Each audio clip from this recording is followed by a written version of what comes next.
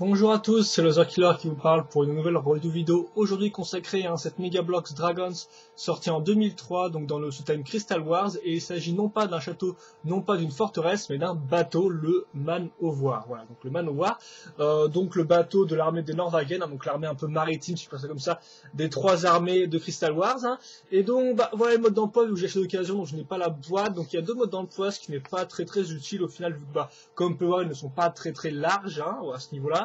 Après, pour le reste, pas grand chose à dire. Vous aurez la liste des pièces ici. Et tout comme le Marauder Skiff que j'ai relevé, tout au long du mode d'emploi, en fait, vous aurez différentes images d'éléments du set. Donc là, par exemple, le dragon, encore le dragon, un bonhomme, un Drygar qui attaque. Voilà, donc ça, c'est vraiment sympathique. Et donc, il y en a deux comme ça. Ce n'est pas très utile. Je suppose qu'il y a quoi Non, il n'y a pas grand chose, des informations pour tout ce qui est pile, etc. Donc, il y a pas mal de petits éléments qui peuvent s'illuminer dans ce type de set là. Et donc voici la page à l'arrière avec les sets importants de la gamme, vu qu'il en manque quand même un certain nombre. Et là, une espèce de gros assemblage avec tous les sets sont de la gamme. Et donc, vite fait la description. L'armée de Norvagen prend la mer à bord de l'énorme Man-O-War. Déployez les voiles et les niveaux à la chasse aux cristaux magiques du pouvoir. Car oui, Crystal Wars, voilà, comme on peut ici, c'est la chasse aux cristaux. Et donc ça, c'est le cristal qu'on aura dans ce set. Voilà. Donc ceci étant dit, on va passer maintenant aux figurines. Donc on aura, souvenez-vous, Crystal Wars, c'est trois armées qui s'affrontent. Dans ce set-là, on n'aura juste que deux, les Drygar et les Norvagen. Donc d'abord le Drygar, donc un Drygar de base, donc couleur dorée, yeux noirs, enfin ouais, couleur dorée avec une espèce de petit dégradé noir hein, dans les ici et là, quoi, pour donner un peu de substance, je trouve, et du gris pour tout ce qui est corne ou crête, voilà. Donc ça c'est vraiment une soldat de base, en tout doré, comme on peut voir, petite ceinture ici, petite épée moule à l'arrière, donc vraiment très détaillée, voilà. Donc ça c'est un peu une figurine de base Drygar, elle vient avec son bouclier, et avec son arme. Notez bien la forme des armes et des boucliers, car effectivement les deux armées sont vraiment différentes à ce niveau-là. Elles n'ont pas le même style d'armement, le même style d'outil, voilà. Donc voilà. Ça, c'est donc des Drygar, donc vous allez pouvoir voir un peu à quoi ça ressemblait. Et maintenant, donc un Norvagen, donc lui qui lui est drastiquement différent au niveau tout du haut du corps, comme vous pouvez le voir, hein, donc vraiment différent, beaucoup plus large, et bien sûr la tête qui est beaucoup plus spécifique, des espèces de petites ailettes, voilà. Au début, je pensais que c'était des cerfs, je sais pas encore trop ce que c'est, mais bon, voilà, des petites ailettes, hein, tout ça comme ça. Et voilà.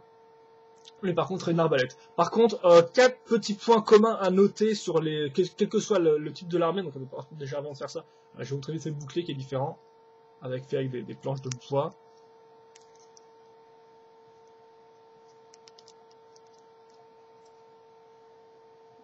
Et la lame qui est plus comme pour une espèce de couteau. Voilà. Couteau, hache, là c'est plus des trucs un peu tranchants, les Norvagen.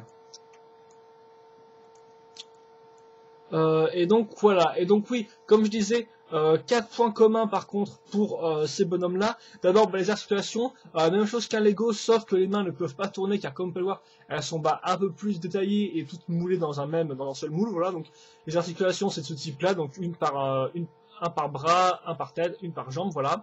Ensuite, deuxième point important à noter, ils ont tous un aimant dans leur corps pour des mécanismes, hein, voilà, donc des mécanismes avec des aimants qu'on verra par la suite, même si je pense que dans cette là, il n'y en a pas... Ah si, il y en a, on y reviendra d'ailleurs là-dessus. Voilà, troisième point commun, ils ont tous le même moule de jambes, voilà, donc celui-là. Et enfin, dernier point commun, ils ont tous par contre une tête différente. Ils ont vraiment tous une tête unique. Donc vous allez voir qu'on aura vraiment plein de soldats différents en fait. On n'aura pas deux qui se ressembleront, à part au niveau bien sûr de tout ce qui est corps. Mais pour ce qui est armes et têtes, souvent on a des pièces différentes. Particulièrement la tête, bien évidemment, qui est unique aux guerriers dans chacun des sets. Et donc voici les autres guerriers, car en fait il y en a d'autres. Hein. Donc en tout, vous aurez 9 soldats Norvagen. Donc voilà, vous allez pouvoir voir la différence entre leur tête ici. Bien sûr, la plaque est une plaque Lego, elle n'est pas vendue avec le set. Hein. Voilà, donc 9 Norvagen, donc comme vous pouvez le voir ici et là. Voilà, donc il a vraiment une tête un peu spéciale, hein. Il est vraiment un peu bizarroïde. Voilà, et là vous allez, voilà, donc hop là, on tourne, et là vous aurez le chef. Qu'est-ce qu'il y a de différent, le chef? Il a, ah oui, ça on y reviendra plus tard. Il a déjà il est un peu plus beau comme peur, enfin il a vraiment une grosse crête et tout, il a différentes couleurs blanches au niveau de la tête, et en plus il a la fameuse arme chromée comme vous pouvez le voir, qui en plus d'être chromée aussi un aimant à ce niveau là, voilà, ici, juste en dessous, qui servira pour un mécanisme. Et enfin on aura en tout 3 soldats Drygar, donc là vous pouvez voir les deux autres à ce niveau-là, voilà, qui ont des crêtes différentes. Alors les soldats Dragar en fait sont un peu une combinaison de deux anciennes armées qu'on a vues en 2002, donc ce qui fait qu'on a des soldats avec des espèces de crêtes et d'autres avec des cornes, ça dépend des sets, voilà, donc encore une fois de plus qui rajoute à la différence. Donc voilà un peu tous les bonhommes, bien sûr, plus les deux autres. Voilà, et donc ça c'est ce que je disais, c'est qu'effectivement on a quand même, comme j'ai dit, 9 plus 3, 12 bonhommes en tout dans ce set là. Mais bien évidemment des fois la qualité n'est pas spécialement au rendez-vous, surtout au niveau en fait des accroches des mains. Certaines mains n'ont pas des accroches assez puissantes, il faut ça comme ça, ce qui fait que les boucliers ou les armes tombent ou ne tiennent pas bien, ce qui est un peu dommage. Mais bon, on va dire que voilà, vous aurez seulement une ou deux figurines comme ça et en fait après le reste sera bien, donc c'est juste le contrôle qualité qui est un peu aléatoire, donc c'est un peu c'est dommage, hein, c'est dommage, on peut le dire, mais voilà, donc je tenais quand même à le préciser. Et maintenant, on va passer au papa. Non, je vais passer directement au bateau. J'ai encore oublié le dragon. Effectivement, ça s'appelle Dragon. Si on a un dragon, donc comme celui du Marauder's Cliff, on aura un dragon extra long. Voilà. Sauf que là, par contre, il est bleu et il a une tête différente de celle du mec du Marauder's Cliff. Et donc, pour ceux qui ne connaîtraient pas ce type de dragon, c'est très simple. On a une articulation par membre, comme peut une articulation par patte. Ensuite, on a aussi un aimant ici. Hop là. Qui est caché, par exemple, vous pouvez pas voir, mais là il y a un aimant en fait, un petit aimant qui permet soit d'accrocher un bonhomme. Oula, voilà, tiens mon petit chou, tiens, attends, on va se faire un peu plus réglo là. Voilà, donc soit il tient le bonhomme comme ça, donc pour l'écraser violemment, ou il peut aussi accrocher le cristal, donc je vais vous montrer d'ailleurs maintenant. Voilà, le cristal du set, on y reviendra plus tard, qui peut être accroché comme ça, voilà. Et là, sinon je vais quand même le garder parce qu'il a une seconde fonction en fait ce cristal là. Donc voilà, donc ça c'est les articulations plus l'aimant au niveau de la patte. Bien sûr la tête peut s'ouvrir comme vous pouvez le voir. Le cou est fait en plastique souple, ce qui fait qu'il peut tourner, bien sûr il revient en sa position initiale. Idem pour la queue qui peut plus ou moins être bougée comme vous pouvez le voir ici. Et enfin, vous avez cette partie-là qui possède trois fonctions. D'abord l'étalon pour asseoir un personnage, donc voilà, pour faire comme si le dragon était monté par un guerrier. Ensuite, le siège qui en fait c'est un interrupteur qui peut activer les ailes pour les faire battre, voilà, comme ça. Et enfin, ces quatre tenons, comme on peut voir avec des petites parties argentées qui sont en fait des parties métalliques. Et quand on met le cristal dessus, eh bien on active le cristal qui s'allume. Là, vous allez peut-être pas pouvoir le voir, c'est un peu... Voilà, là vous pouvez bien le voir. Et donc par contre... Ouais, non, par contre, là, on a beau le tourner, on ne peut pas l'éteindre. Il n'y a pas de position on-off là-dessus. Voilà, et donc je pense que c'est à peu près tout pour ça. Bien sûr, le schéma de couleur est toujours une fois de plus assez détaillé, comme vous pouvez voir, avec du bleu, mais pas mal de bleu clair en fait, sur tout le bout des écailles, les griffes qui sont faites avec deux couleurs, comme vous pouvez voir, verte et blanc. Les ailes qui sont vraiment bien faites avec une espèce de style un peu bois, brossé. Enfin, c'est vraiment encore une fois de plus une peinture de qualité, quoi, vraiment bien faite et très détaillée. Donc voilà le dragon, ce que moi j'appelle le dragon type extra long, car je pense que ça parle plus ou moins d'eux-mêmes. D'ailleurs, je vais faire une petite comparaison de figurines. Voilà, donc quand même, il y a de quoi faire. Donc après, c'est sûr que leur problème, c'est quand même, ils prennent de la place, quoi, hein. Avec leur espèce d'énorme, de longue queue, c'est un peu compliqué, quoi. Et donc, voilà, je pense que c'est tout pour le dragon. On va enchaîner maintenant avec le bateau. Ce sera assez rapide à expliquer, en fait, même si vous allez voir qu'il est assez imposant. Donc, je sais pas trop comment je vais débrouiller pour le mettre. Ouais, ok, d'accord. Ouais, c'est ce que je vais mettre plus ça. Ça risque d'être un peu compliqué, hein. Voilà, attendez, on va essayer de, j'essaie de retirer non, pas comme ça.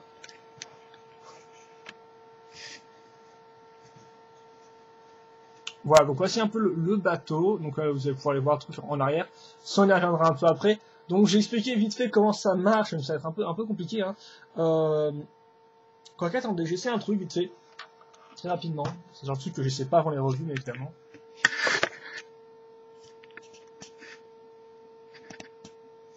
Alors, est-ce qu'on reste comme ça ou pas? Je sais pas. Non, je préfère rester dans l'autre sens. On va rester comme ça. Ce sera plus facile pour moi. Donc, en fait, comment il marche? C'est très simple. On va avoir 3, si je dis pas de bêtises. 3 ou 4. Ouais, genre 4 pièces de coque de bateau, comme on peut le voir. Donc, comme on peut peut-être pas le voir, en fait, surtout. 4 pièces de coque de bateau. Donc, une ici, là, là, là et là. Donc, ce sont ces deux soirs. Alors, il y a encore un peu de poussière, là. Des poussières et tout là.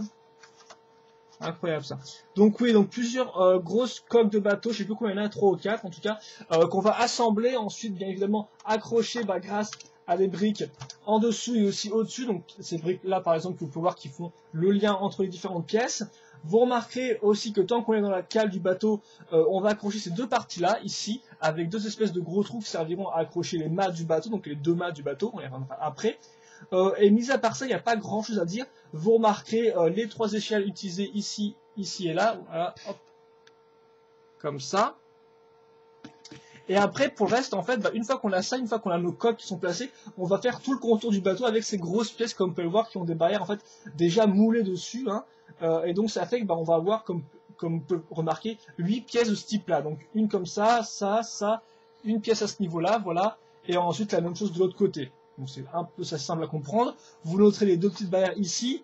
Ensuite, à l'avant du bateau, on va mettre une espèce d'énorme pièce en fait, qui est en fait d'un seul tenant avec cette espèce de partie là et l'avant du bateau, donc qui est un dragon, la proue du bateau qui est littéralement un dragon, comme vous pouvez le voir. Hein. Donc tout ça c'est une grosse pièce en fait qu'on va vraiment mettre à l'avant du bateau. Donc il y aura on va dire que les pièces de la coque du bateau sont moulées de façon à insérer cette espèce de gros élément là, sur lequel on reviendra par la suite, donc effectivement c'est un mécanisme assez important du set. Vous noterez l'ancre qui est accrochée donc, à l'arrière sur une partie du moule du dragon là, qui est là, en fait un peu petite, hein, quand même quand on voit la tronche du bateau et la taille de l'ancre, on suppose que ça ne doit pas vraiment marcher très très fort, d'autant plus que la chaîne n'est pas très grosse, donc ça c'est un peu dommage. Plus grosse chaîne, une plus grosse encre n'aurait pas été de mal, je pense. Vous noterez les petites torches aussi ici et là, qui seront utilisées sur le long sur d'autres éléments du bateau. Et enfin, vous pouvez comme ça maintenant noter l'arrière du bateau, donc ça c'est assez simple à expliquer. Voilà, on va mettre quelques grosses pièces pour nous faire un sol, comme on peut voir qui est maintenu avec des piliers ici et là. Et dessus, on va casser des pièces de mur toutes faites, qui ressemblent à ça. Voilà, qui ressemblent à ça, voilà, hop. Donc ça, on va en mettre, comme vous pouvez le voir, 1, 2, 3, 4, 5, 6, voilà, 6 comme ça pour faire une forme de carré, bien sûr, sans le quatrième coin. Vous pouvez noter d'autres torches ici, d'autres lampions ici, donc qui sont quand même assez bien moulés. Ça, il y en aura tout le long du bateau, en fait, sur les côtés et aussi à l'arrière du bateau, où il y aura 2. Mais ça, je pense qu'on y reviendra peut-être après, quand j'essaie de faire un turnaround. Alors là, franchement, je ne vous promets rien. Ensuite, second étage, comme on peut voir, qui n'a pas spécialement de sol en fait, il y a juste les plaques suffisantes pour accrocher une autre rangée de murs, voilà. Ensuite, on passe au troisième niveau, comme vous pouvez le voir, donc avec d'autres torches, d'autres barrières. Vous noterez d'ailleurs l'asymétrie au niveau des barrières ici et là. C'est voulu, c'est dans le mode d'emploi, c'est comme ça. Et l'espèce de grosse pièce ici qui servira à accrocher la voile à l'arrière. Ceci étant fait, maintenant je vais déplacer le bateau pour vite fait. Oula, c'est un peu.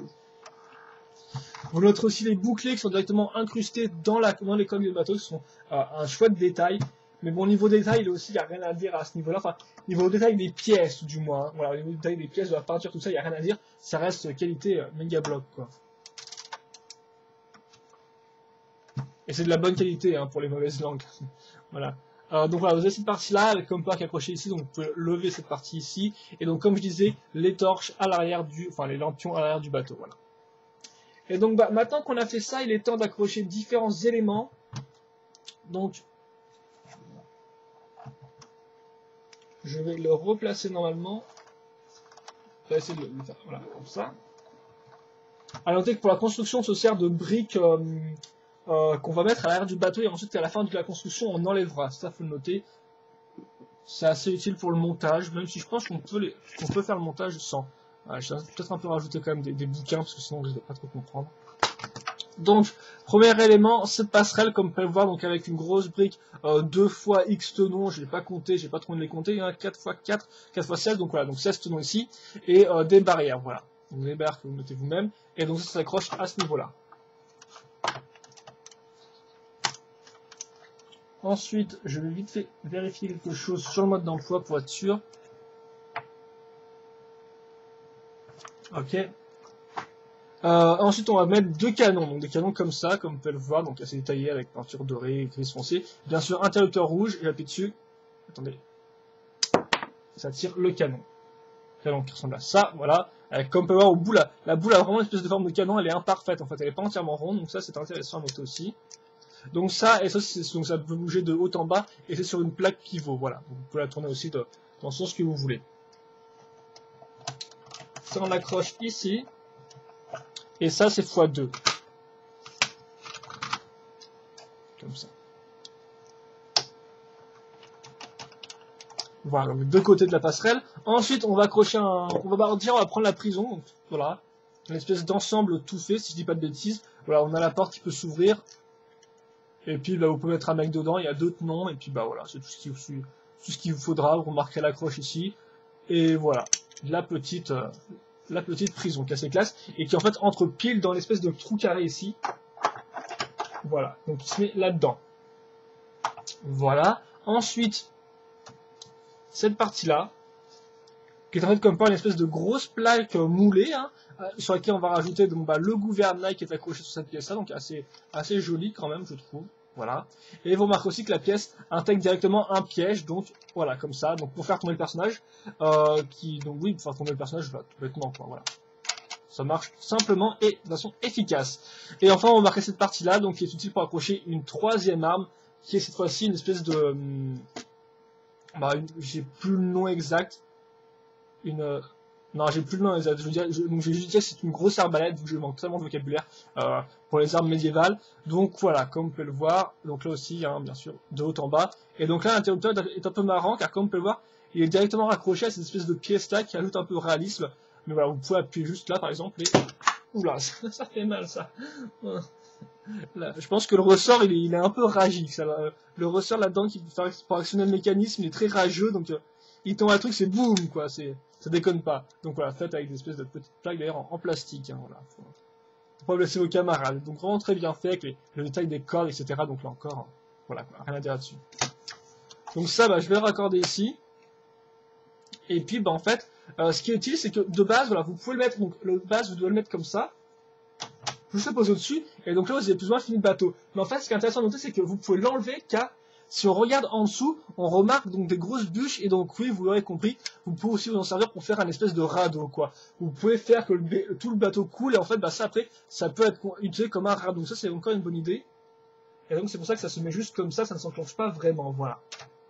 Et donc, bien sûr, là, le piège est tendu, et donc le mec va se vautre, tombe de 2 étages, quoi, carrément. Et donc, bah, on est presque à la fin du bateau. Donc, par contre, c'est vraiment super. C'est vrai qu'on ne voit strictement rien. Et donc, bah, maintenant, j'ai accroché les voiles. D'abord, les voiles, enfin, les mâts avec les voiles. Voilà. Donc, d'abord, le mât arrière. Donc, comme on peut le voir, voilà, une grosse pièce en plastique. Les voiles sont accrochées très simplement grâce à une espèce de grosse pièce clip, en fait, comme on peut le voir, qui ont un clip pour le mât et un clip, en fait, pour cette partie-là, qui servira à faire passer la voile dedans. Donc, ça, c'est très simple à comprendre. Et ça marche très bien. Donc, rien de très compliqué, mais ça marche. D'autant plus que grâce à ce système-là, bien sûr, vous pouvez ajuster plus ou moins la voile, par exemple, la ranger comme ça, voilà, ou l'étendre, voilà. Comme ça. Donc ça, c'est une bonne idée. Et bien sûr, vous avez aussi une partie en haut, donc, pour mettre des figurines ici, voilà, et le drapeau à ce niveau-là. Donc ça s'accroche à l'arrière. Donc sur les espèces de gros trous donc, que je vous ai montré plus en avant. Voilà. Et enfin, seconde voile, donc là il n'y en a plus qu'une, c'est juste une grande voile avec le logo des Norwagen qui rend très bien. L'emblème des Norwagen, là c'est assez classe, ça fait un peu sali, pas trop propre et tout, ça rend d'enfer. Voilà. Et donc ça s'accroche à l'avant. Et c'est vrai qu'effectivement je me rends compte que les deux voiles sont très proches, ce qui fait qu'en fait tout l'air du bateau n'a pas spécialement de voile en fait, donc c'est un peu spécial au niveau du design. Et donc bah, voilà, on a fini le Norwagen Manowar.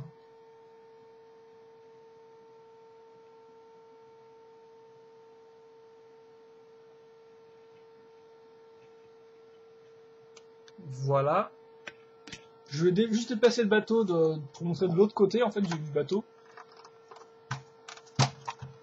Et puis vous faire une comparaison de taille. Ensuite, je vous explique le dernier mécanisme dont je n'ai pas parlé. À noter aussi, bien sûr, c'est que le gouvernail peut tourner, hein, vous en doutiez.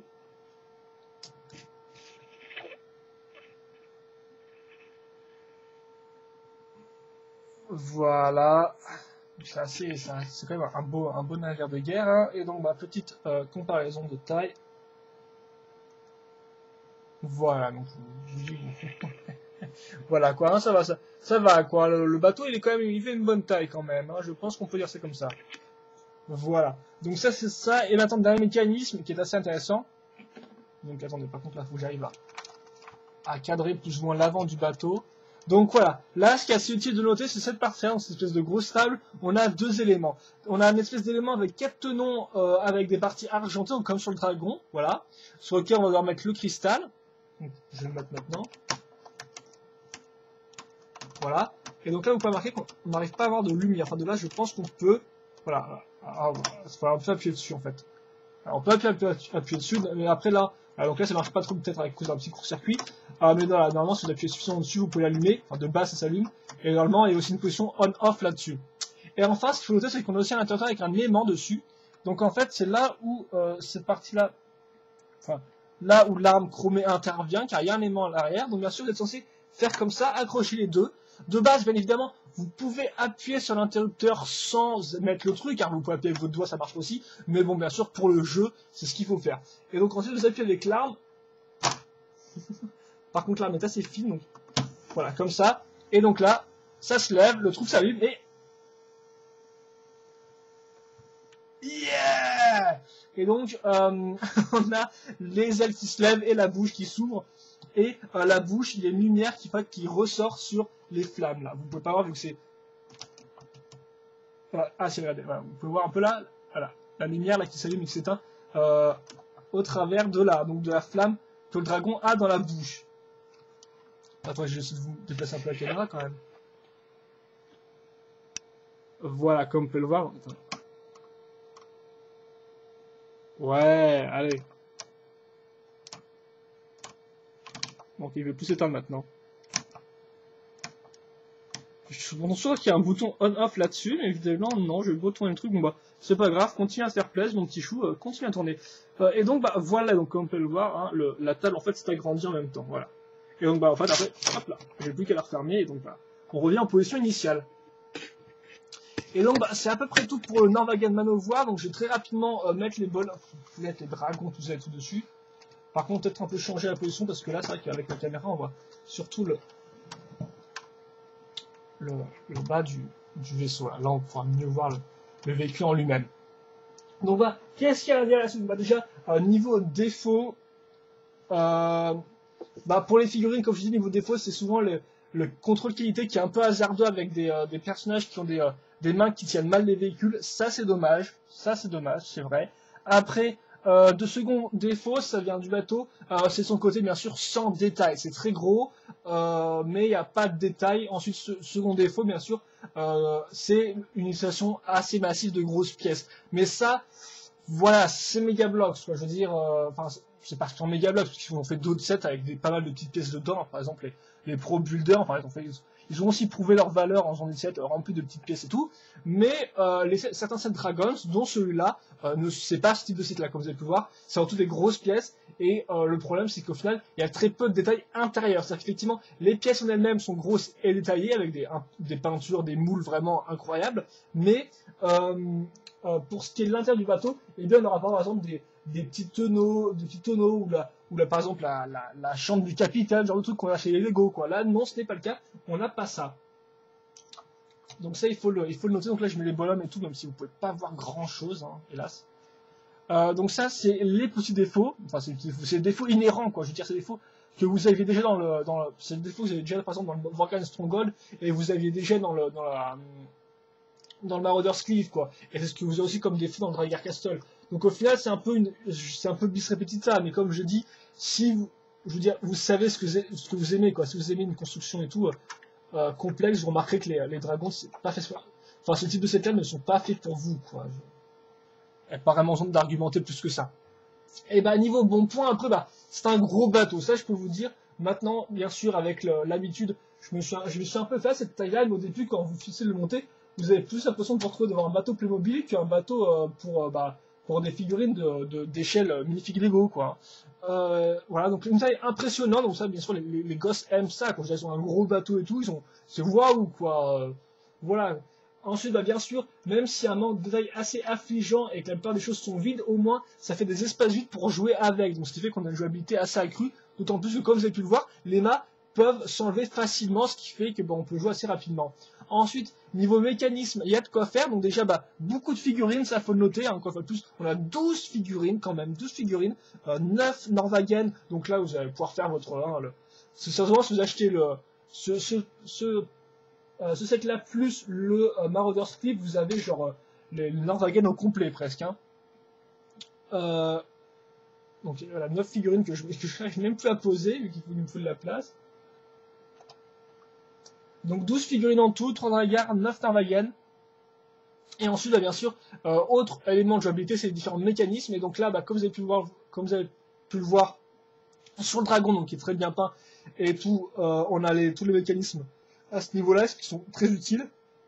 Sur les défauts du dragon, pour moi, peut-être un peu trop long, même si c'est le style, et surtout en fait le manque d'articulation, parce que c'est vrai qu'il a qu'une articulation et les pattes sont très figées. Voilà, c'est un peu le problème, mais bon, peut-être que l'idée de ce dragon, c'était pas de faire un dragon super articulé, mais plus un dragon assez impressionnant.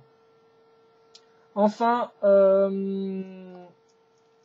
donc bah oui, je reviens au mécanisme du bâton lui-même. Vous aurez 3 projectiles, donc 2 canons et une espèce d'autres canons, un espèce de canon arbalète, voilà, qui marche bien. Pour le reste, vous avez, comme vous avez pu avoir, la petite truc du prisonnier, les voiles qui peuvent être montées ou baissées, et enfin l'avant du bateau qui est vraiment un chouette mécanisme. C'est vraiment le gros mécanisme, quoi. C'est vraiment le truc qui a un peu qu'une fonction, qui prend genre une tonne de place, mais qui rend bien, quoi. Donc franchement, voilà, ça c'est vraiment très chouette. Et donc je pense que c'est tout pour ce bateau-là, quoi. Moi, ça dépend vraiment de ce que vous recherchez, quoi, au final. Si vous recherchez un bateau avec plein de détails, sérieusement, achetez-vous un bateau Lego, quoi. Ce sera moins gros, mais il y aura peut-être plus de petits éléments ici et là à assembler. Là, c'est beaucoup plus bloqué, c'est beaucoup plus rapide à assembler. Néanmoins, le fun est quand même présent grâce à un nombre accru de figurines, grâce à des mécanismes intéressants. Et au final, vous pourrez vous amuser. Ah oui, derrière les mécanismes aussi, bien sûr, toute la partie arrière du bateau, donc avec la trappe qui s'ouvre et bien sûr qui peut s'enlever pour faire une espèce de radeau. Ça, c'est très important à noter aussi. Et donc voilà où j'en étais sur mon bilan. Donc pour moi, c'est un bon set. C'est un bon set. Et donc bah, il y a plusieurs bateaux Mega Bloks qui sont sortis dans les Dragons, hein, parce que je vous rappelle qu'ils avaient aussi fait un thème Pirates et aussi un thème Pirates des Caraïbes. D'ailleurs, cette année-là, c'est Lego qui a chopé la licence, hein, donc vous pourrez vous amuser à comparer un peu les deux types de sets. Mais voilà, donc ils ont fait en tout genre 5 bateaux de Dragons. Et donc, bah, c'est bien en posséder un, je pense, voilà, pour voir un peu à quoi ça ressemble. Et donc, lui fait partie des 3 vraiment gros bateaux. Les 2 autres sorties plus tard sont un peu plus petits, un peu plus réglo. Là, c'est encore un peu quand Mega Bloks avait la feuille des grandeurs, c'est des trucs un peu de fou furieux, quoi, vous voyez, je veux dire, c'est ça, Mega Bloks. Des fois, on dirait vraiment que c'est un gosse qui a pensé le set, quoi. Il s'est dit, moi, je veux un espèce d'énorme bateau, il y aura 3 canons, il y aura un personnage qui aura ça fera de la lumière et il y aura les ailes qui montrera. Franchement, des fois, c'est ça, Mega Bloks. C'est une espèce de truc un peu foufou, et puis les mecs disent, ok, d'accord, on le fait. Enfin, du moins à l'époque, peut-être ils sont quand même un peu plus, ils sont un peu moins foufou dans leur set, quoi. Mais c'est vrai que voilà, tu tapes ce genre de set et genre, oh, ok, d'accord, quoi.